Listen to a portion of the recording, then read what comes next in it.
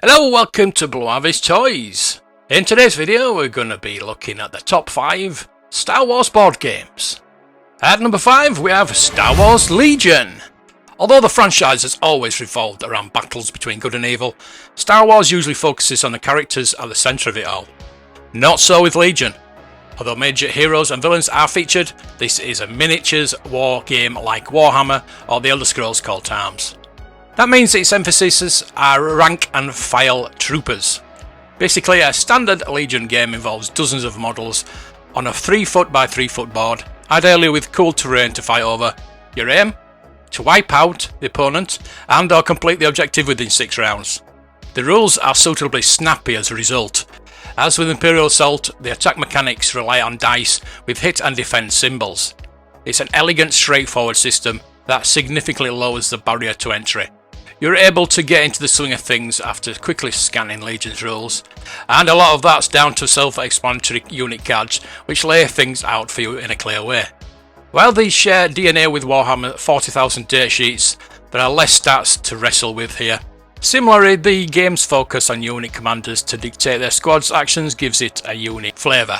The obvious downside on all this is less complexity, but it's a worthwhile trade on the most part. Star Wars Legions boasts many qualities found in similar hobby games such as making, painting and creating your own armies, but it lacks the intimidating depths of those rivals. It is a 2-player game aged 14+, it's a moderate difficulty and it should last 1 to 2 hours. The Legion base game can be found on Amazon right now for £79.50. In at number 4 we have Star Wars Outer Rim. Outer Rim shakes things up by sidestepping the war between the Rebels and the Empire. Rather, it's about getting famous. You see, this particular Star Wars board game revolves around scoundrels like Lando Calrissian and Boba Fett. As is befitting for such self-interested rogues, you're aiming to become the best known mercenary in the galaxy. This involves odd jobs and cargo runs aplenty, where you'll ferry items from one planet to another, not to mention story-driven events that offer you a choice. But things get really interesting with the reputation system.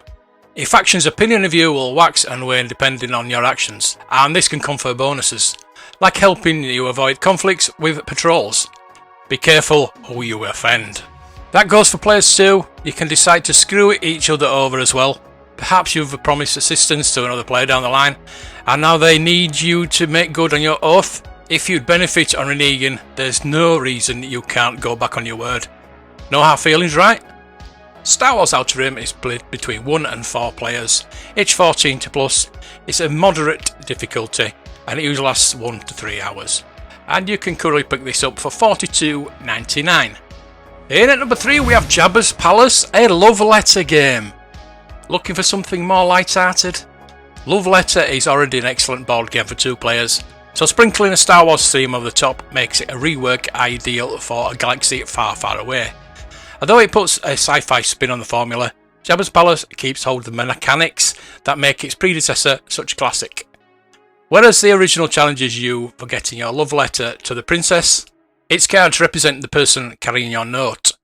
Jabba's Palace is set during Return of the Jedi and features multiple objectives. Known as agendas, these range from Han Solo rescue attempt to last person standing dust-ups. However, the mechanics remain identical. You're aiming to knock other players out while staying active for as long as possible. It's quick, intuitive and self-explanatory enough that you can get into a swing of things fast.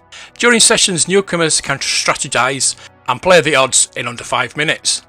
Sure, Love Letter isn't about grand tactics or an immersive atmosphere, but in terms of easygoing board games for families, this Jabba's Palace reskin is a good choice. Plus, it's very portable, everything contained within a pocket-sized velvet bag, allowing you to game on the go without any trouble. This is a game for 2 to 6 players, aged 10+. Difficulty is easy and it lasts about 20 minutes.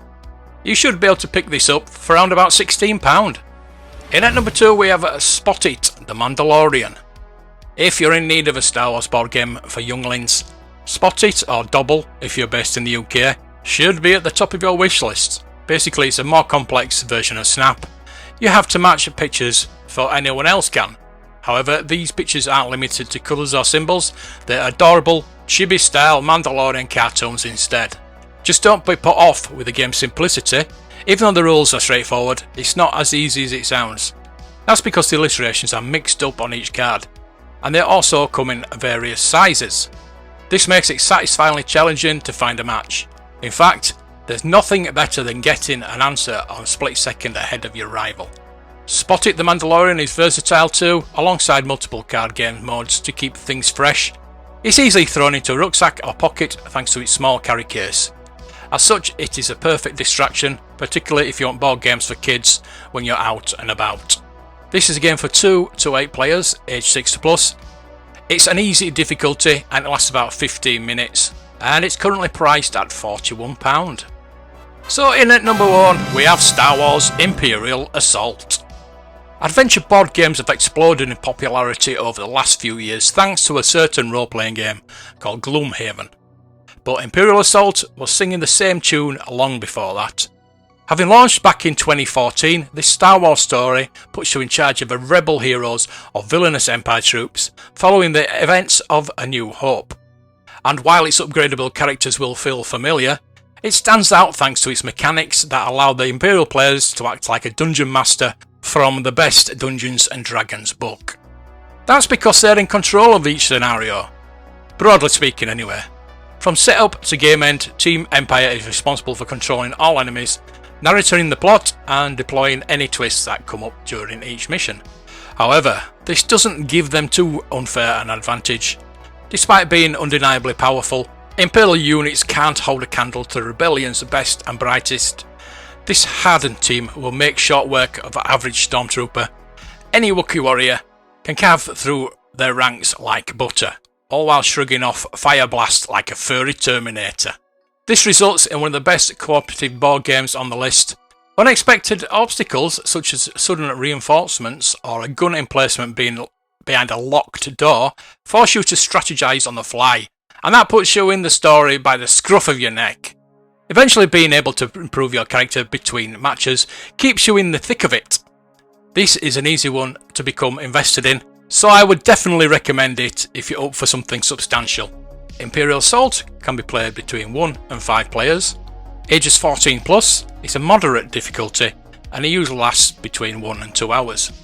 And if you wanted this game you can pick it up for £56. So there you go, I hope that helped if you're looking for a Star Wars board game. Please thumb it up if you enjoyed it, and if you're new here please subscribe. So until the next video, may the toys be with you.